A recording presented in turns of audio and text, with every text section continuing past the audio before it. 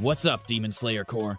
Forget everything you think you know about power rankings. Today, we're not just discussing a theory. We are dropping a bombshell that will change how you see the series forever. I'm here to prove, with undeniable evidence, that the true #1 character in Demon Slayer isn't Tanjiro, it's not a Hashira, it's Zenitsu Agatsuma. And if you think this is just about power levels, you're dead wrong. We're going on a deep dive into the single greatest character arc in modern anime. From a terrified coward to an awakened, Hashira-level warrior who achieved something no one else could. And I've got a secret weapon for my argument. A fact about Zenitsu that 90% of fans miss, that I'm saving for the end of the video. Trust me, you're going to want to stick around for this one. Let's get into it. Let's be brutally honest. When we first met Zenitsu, he was the embodiment of annoying. A walking, talking panic attack, convinced every mission was his last. Remember that? Crying on the side of the road, harassing a poor girl to marry him so he wouldn't die alone. It was peak cringe. He was a character, seemingly designed for us to dislike. A stark contrast to Tanjiro's earnest heroism and Inosuke's wild bravado. He hated himself more than anyone, constantly lamenting his own weakness. In his own words, "I hate myself more than anyone. I always think I have to get my act together, but I end up cowering, running away, sniveling. I want to change. I want to be a competent person." This self-hatred is the absolute key. It's the bedrock of his entire character. He wasn't just a coward. He was a coward who knew he was a coward and desperately wanted to be something more. This internal conflict is what makes his starting point so compelling. His power was a bizarre mystery, a form of narcolepsy where he'd pass out from fear and his subconscious would take over. But even then, he'd wake up with no memory of his own incredible feats, attributing his victory to a small child rather than his own skill. That's how deep his self-loathing ran. This wasn't just a personality quirk. It was a legitimate mental block. His conscious mind was so crippled by fear that it literally had to shut down for his true potential to be unleashed. Think about that. Zenitsu's journey isn't about gaining new powers. It's about overcoming the internal demons that kept him from accessing the god-tier power he already possessed. And the way he finally breaks that mental block is one of the most satisfying moments in anime, which we'll get to in a bit. But first, we need to talk about the genius that was hiding in plain sight. Here's the thing about Zenitsu, and it's something his master, the former Thunder Hashira Jigoro Kuwajima, saw in him. Beneath the layers of fear was a prodigy, while his senior, Kaigaku, learned 5 of the 6 forms of thunder breathing. Zenitsu could only master 1. The first form, Thunderclap and Flash, and he was relentlessly bullied for it. But Jigoro told him, if you can only do one thing, hone it to perfection. Hone it to the utmost limit, and that's exactly what he did. Zenitsu didn't just learn the first form. He became the first form. He polished that single technique until it was a diamond, creating variations like 6-fold, 8-fold, and the god-tier Godspeed. He took his one weapon and made it the sharpest blade in the entire Demon Slayer Corps. This dedication is the first sign of his true strength. It's not about how many tools you have. It's about how well you can use the one you've got. Let me know in the comments. Which other anime character perfectly embodies this master of one philosophy? And let's not forget his other unique ability, his superhuman hearing. He could hear the subtle vibrations of a person's heart, the sound of their thoughts. This was both a gift and a curse. It amplified his anxiety, but it also gave him an incredible perception of the world. It's why he was the first to realize Tanjiro was carrying a demon. But he trusted Tanjiro's kind sound and protected the box with his own body, long before he knew it was the beautiful Nezuko inside.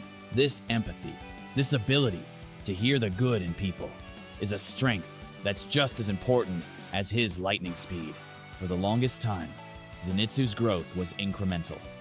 But the true seismic shift in his character, the moment he went from a supporting player to a main eventer, happens in the Infinity Castle arc, and it is, without a doubt, one of the most hype character transformations in modern shonen.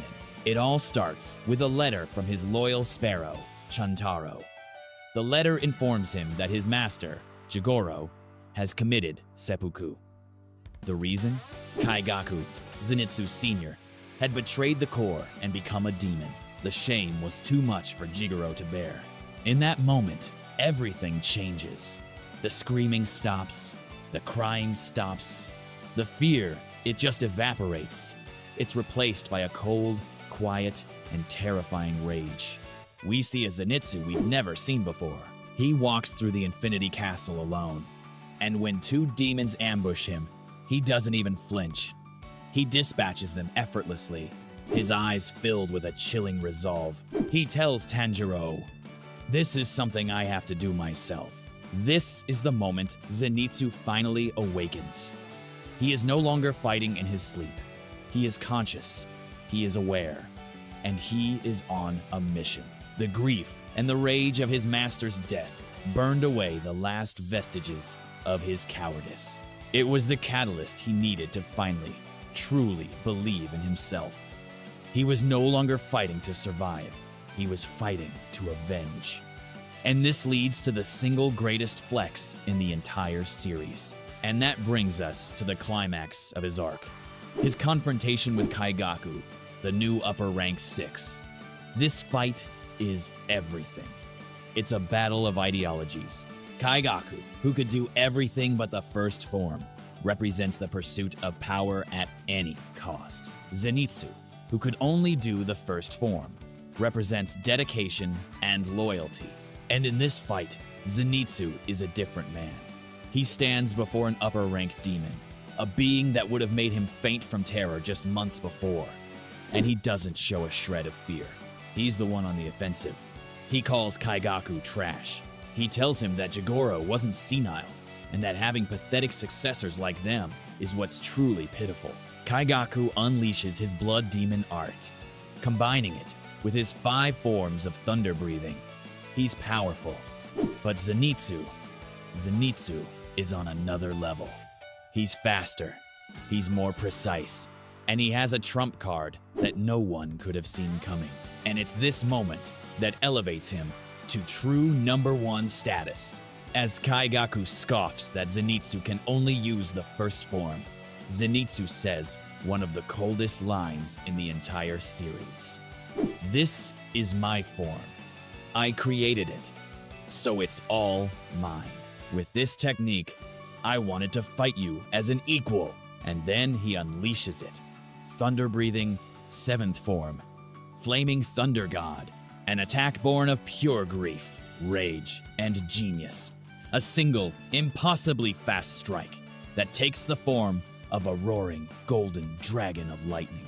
He created a 7th form. Let that sink in. Data drop.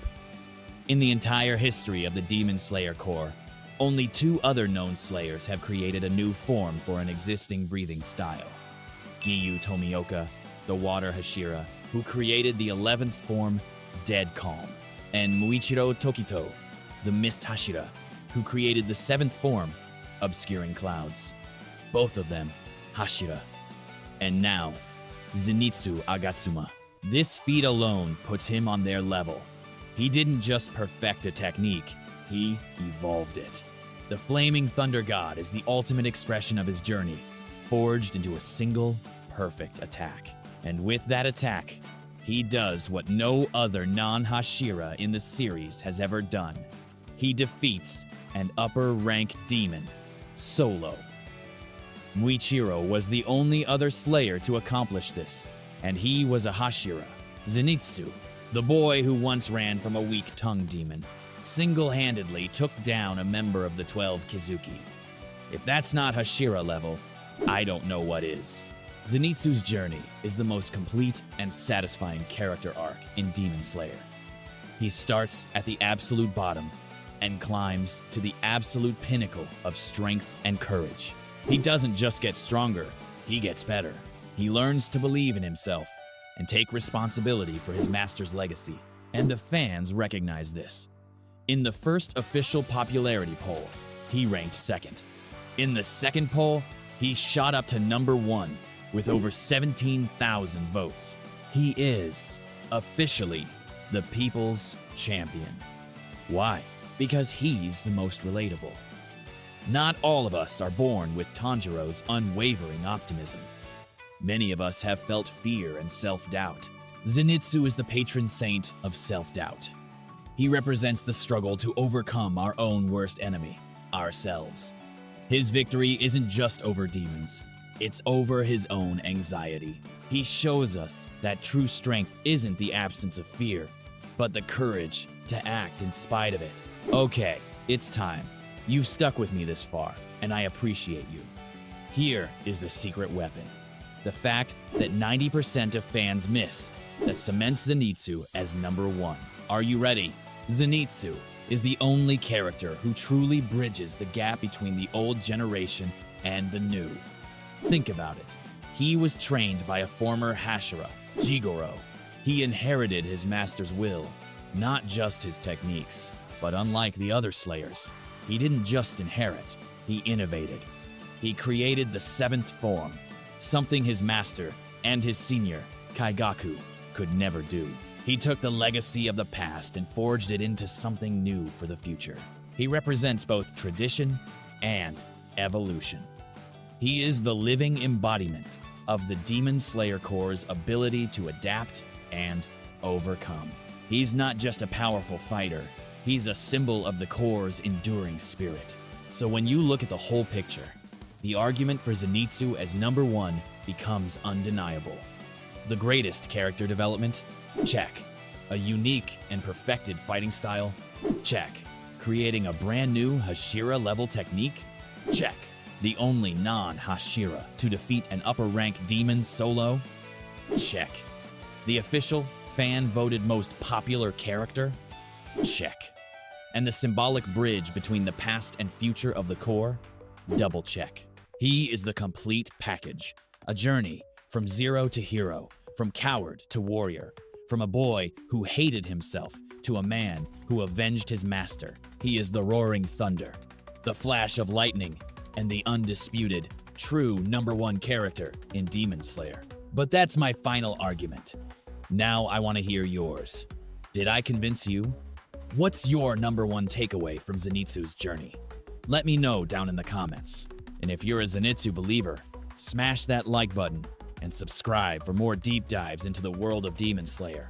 Until next time, Corps, breathe deep and keep fighting.